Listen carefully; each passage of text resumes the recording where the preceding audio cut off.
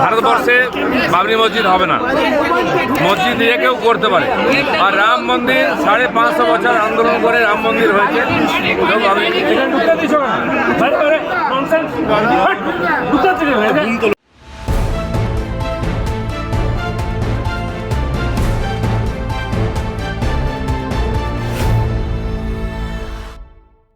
গীতাপাঠ অনুষ্ঠানে এসে বিস্ফোরক দিলীপ ঘোষ স্পষ্ট জানালেন বাবরি মসজিদ হবে না।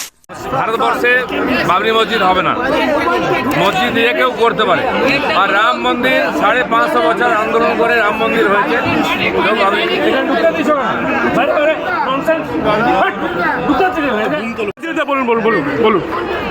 দেখুন, পশ্চিমবাংলা বিভাজনের শিকার হয়েছে হিন্দু মুসলমান নেতৃত্বে।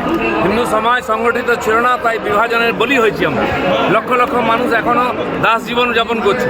বাংলাদেশে আমাদের ভাইরা অত্যাচারিত হচ্ছেন, মঠ মন্দির ধ্বংস করে মা বোনের ইজ্জত নষ্ট হচ্ছে। পশ্চিমবাংলায় সেই ঘটনা না হোক, সেই জন্য এখানে হিন্দু জাগরণের দায়িত্ব নিচ্ছেন সন্তরা। তারা আমাদের আদেশ করেছেন, আসুন লক্ষ লক্ষ সংখ্যায় গীতা পাঠ করে হিন্দুকে সংগঠিত করি, যাতে দ্বিতীয়বার বিভাজন না হয়, হিন্দুকে পরাধীন না হতে হয়।